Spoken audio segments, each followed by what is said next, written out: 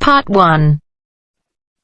You will hear a podcast on Camber's theme park.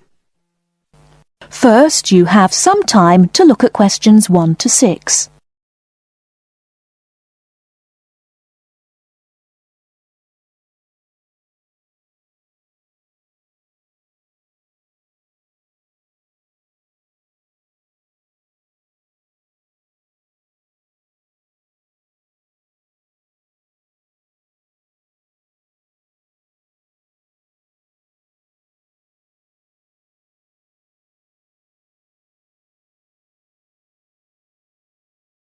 You should answer the questions as you listen, because you will not hear the recording a second time.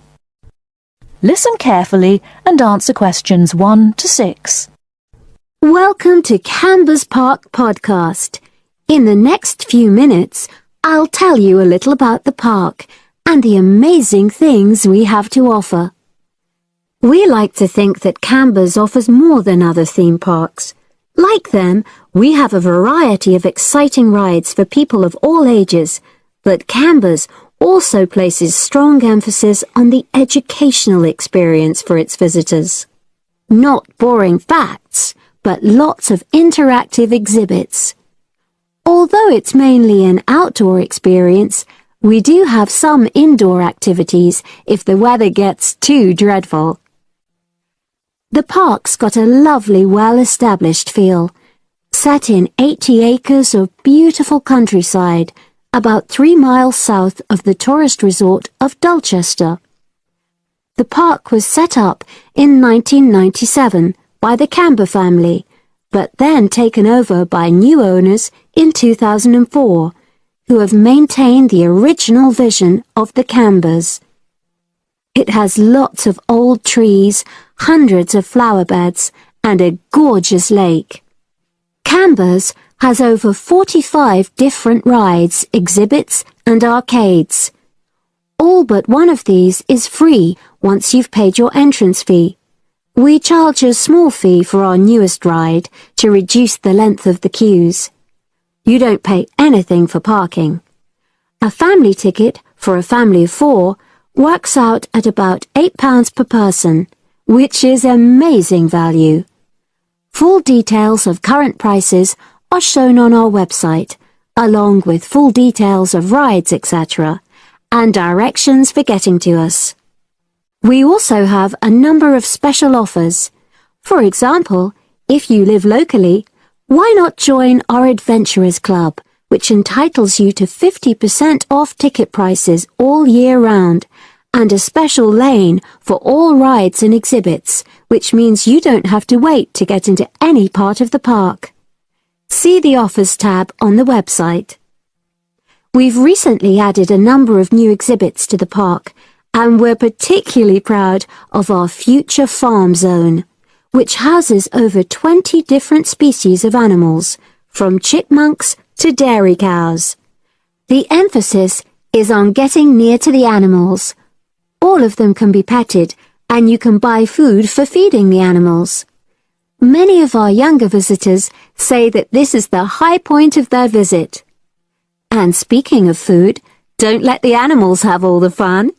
We have a total of 7 different catering outlets on the site. We're open 10 to 5:30 all year round, and cold drinks and snacks can be bought at any time during opening hours. And hot food is available most of the day in the Hungry Horse Cafe from 11 until 5, just half an hour before closing time. Before you hear the rest of the conversation, you have some time to look at questions 7 to 10.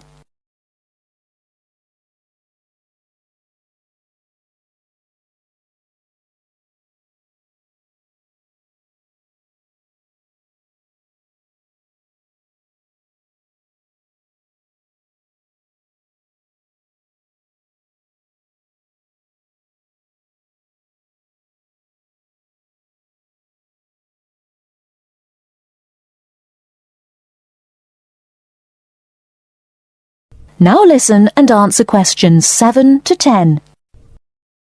Now we want all our visitors to have an exciting time when they come to the park. But our first priority must be safety.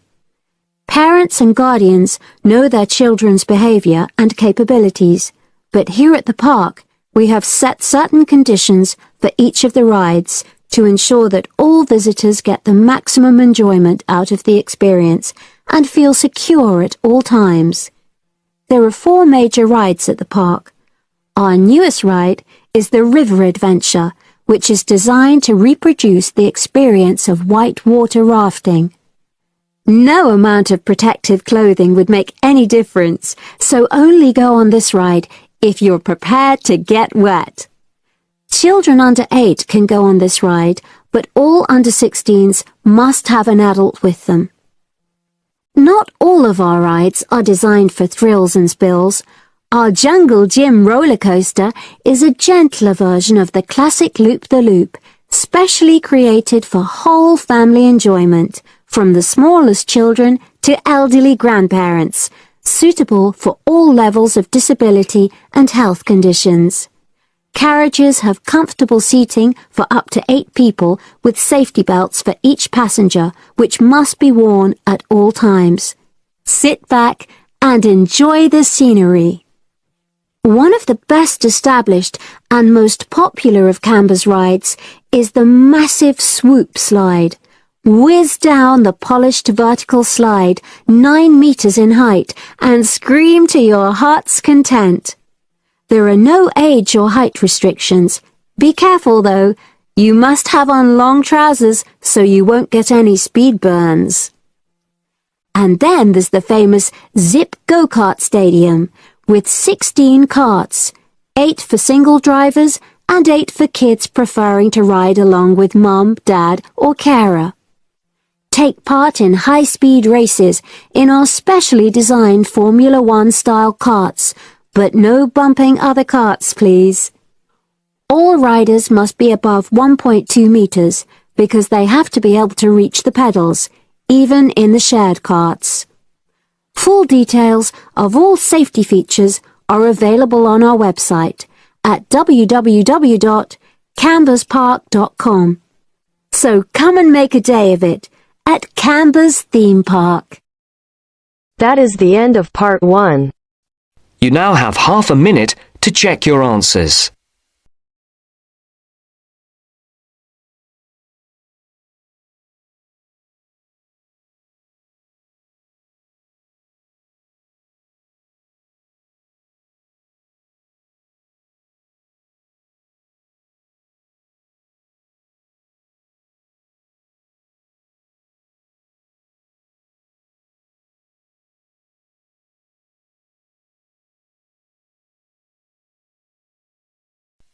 Now turns to part 2.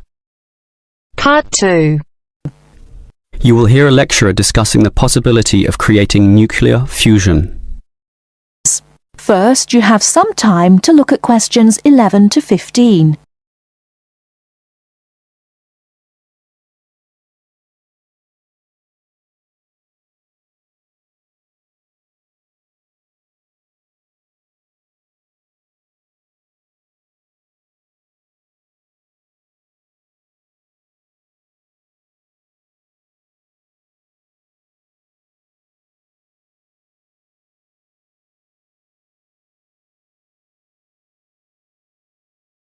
Now, listen carefully and answer questions 11 to 15.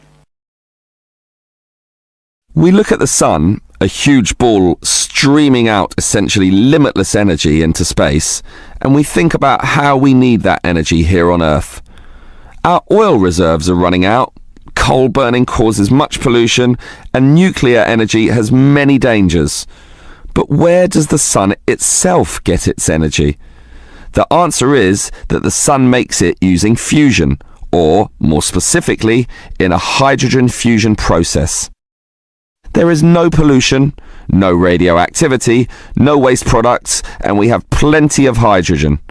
So, hydrogen fusion seems the perfect answer to our energy needs, and scientists have long attempted to achieve it here on Earth. So what happens during this process?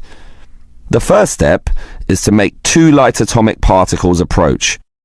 In the case of our Sun, these are hydrogen particles, the lightest and also the easiest to deal with.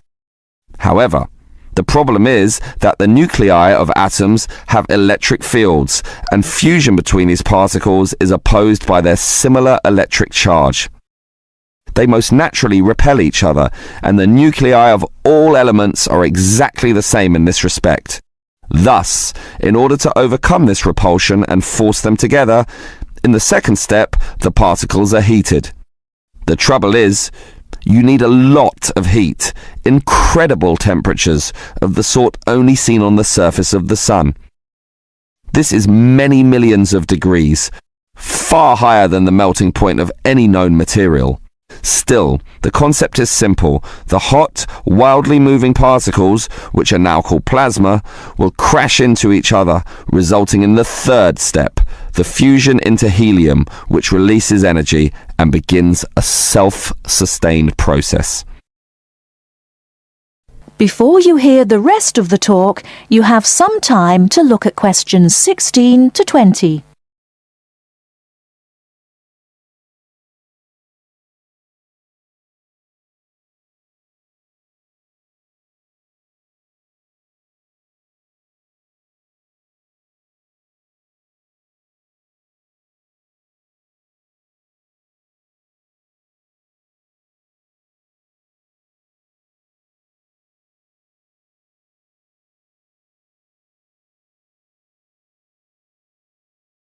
Now listen and answer questions 16 to 20.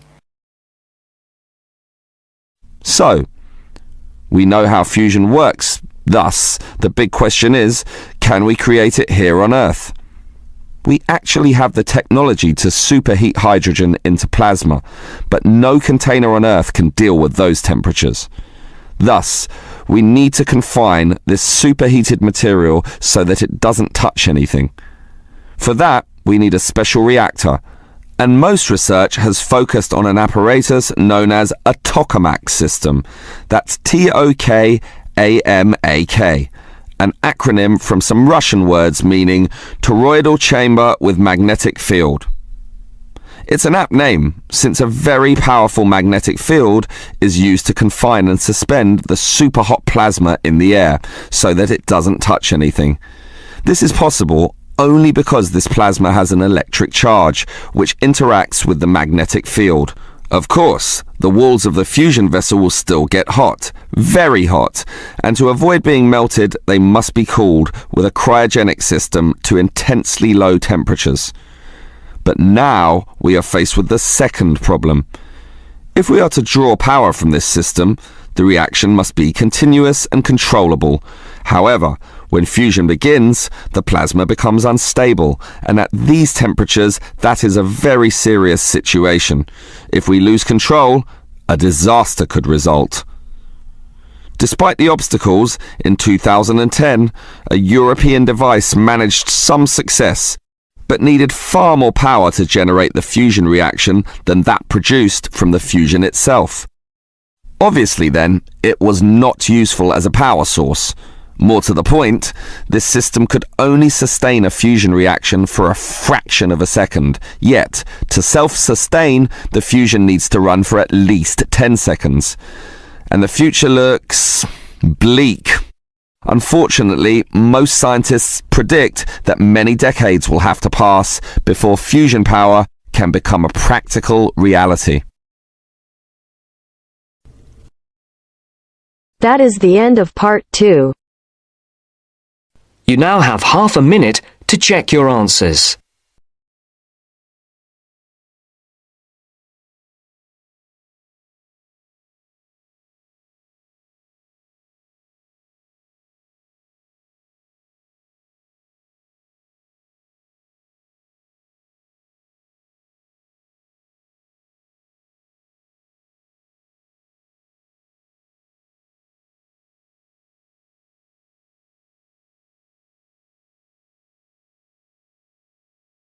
Now turns to part 3.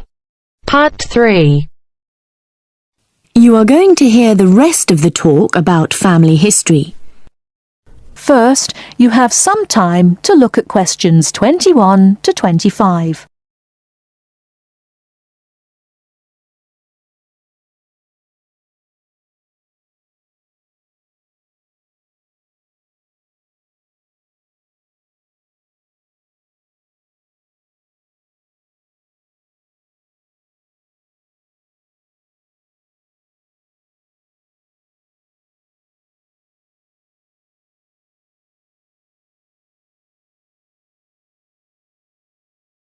Now listen carefully and answer questions 21 to 25.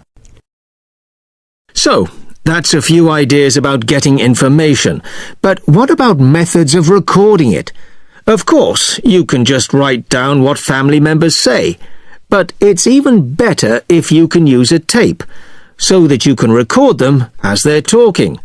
Then you don't have to worry too much about making mistakes. You'll always be able to listen to it again.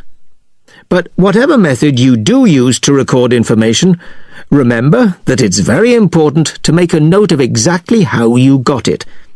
So, if you are using tape, always start the recording by saying the date and the place, as well as the name of the person you're interviewing. So, apart from people's memories, where else can you find information? Well, there are all sorts of documents, and they can be extremely useful. People keep lots of kinds of documents in the home, like photos or letters or diaries or birth certificates. And some people keep things from newspapers, like obituaries. Obituaries are announcements of a person's death, and they usually contain a lot of detail about that individual, like address, occupation, date of death, as well as the names and ages of the widow or widower and the dead person's children. So, be creative. Look around your home or the home of your relatives for any items that might contain clues, such as these about your family history. Okay? Before you hear the rest of the talk, you have some time to look at questions 26 to 30.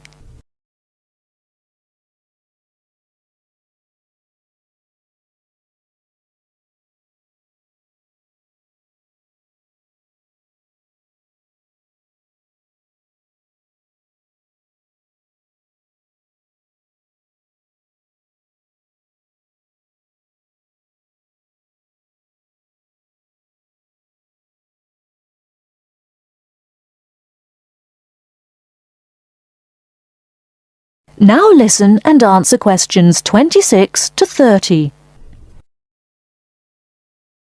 Now, you'll find that you'll collect a lot of information, so you'll need to record it in an organised way. I'd recommend that you use an ancestor chart, like this one here. Can you all see? Ancestor charts act like maps. They link 4 or 5 generations in a family tree, so they're very convenient, and they don't cost anything. You can get as many as you like. You just download them free from the internet.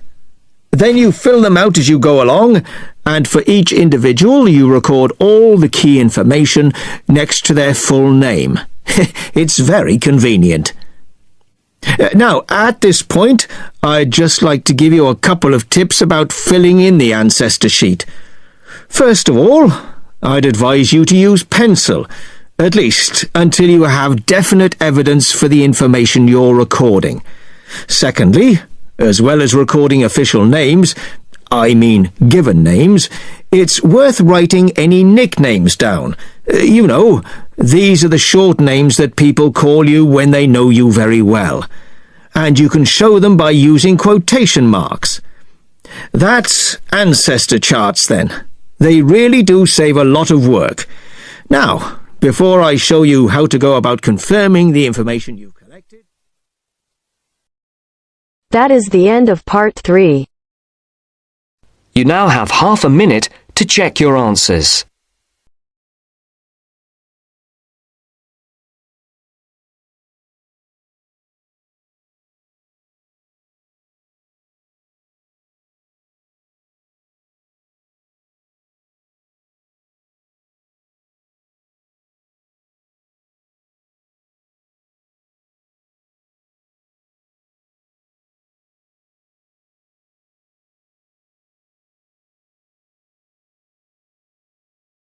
Now turns to part 4. Part 4. You will hear part of a lecture on cities of the future. You now have 30 seconds to read questions 31 to 37.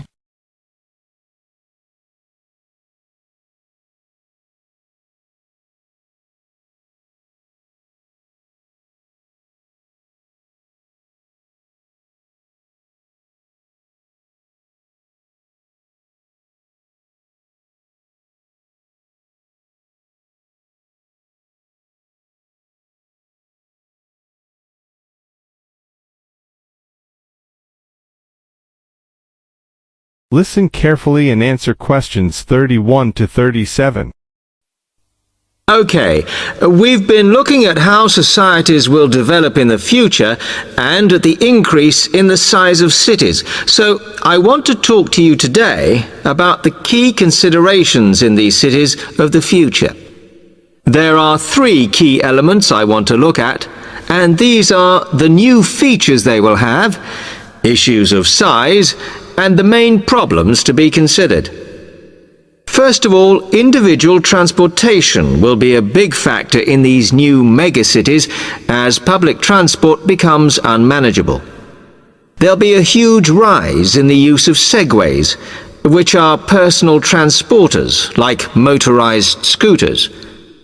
As a result, and partly also to reduce pollution, roads will be altered so that they are narrower and will take up less of a city's space than they do currently. Naturally, this is a major change to the infrastructure, and something that may hinder it is the huge amount of investment it will require. The next thing is, what is going to happen to the commercial areas? We do not want these to become even larger concrete jungles than they are at present, so we have to look at design. And current designs for city development include building gardens on the roofs of these buildings to make a more pleasant environment for workers. And you may think that these areas will expand to cope with increased commercial activity. In fact, the prediction is that they will cover 1/5 of the area that they do at present as we build upwards. The exception to this is shopping centres, which we predict will expand with more and more temperature-controlled malls.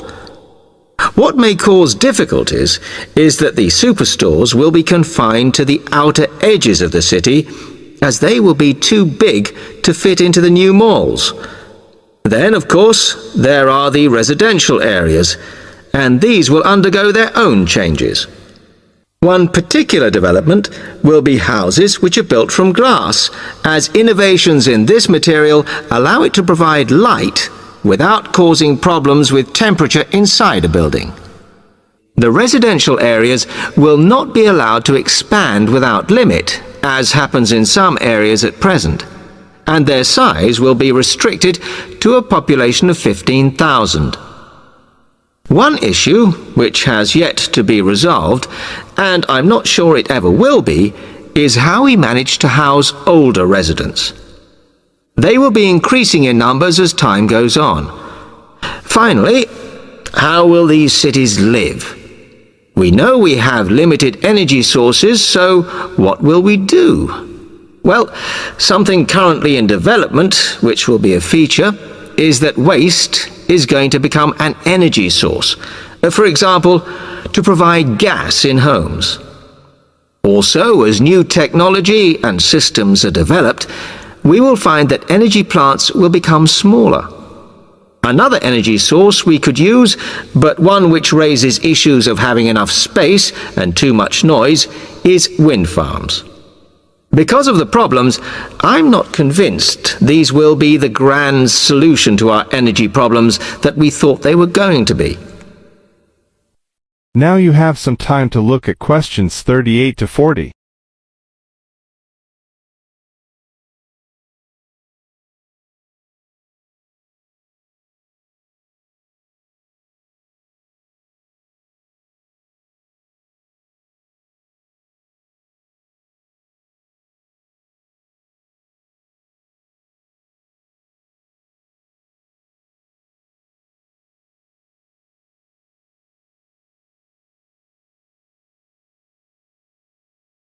Now listen carefully and answer questions 38 to 40.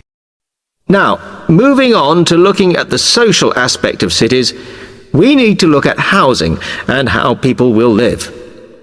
Cities currently have flats in the centre, populated by single people and wealthier residents, and families tend to move to the outskirts.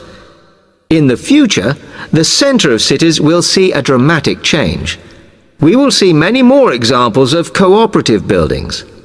This is where people join together to form a company that owns the building they live in.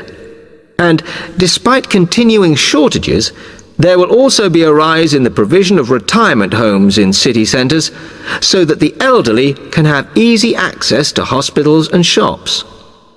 Recently, we have seen a levelling off in the growth of private housing, and I think that will not change. But we are likely to see more social housing, as far fewer people will be able to afford to own their own homes. OK, now, if anybody has any... That is the end of section 4. You now have half a minute to check your answers.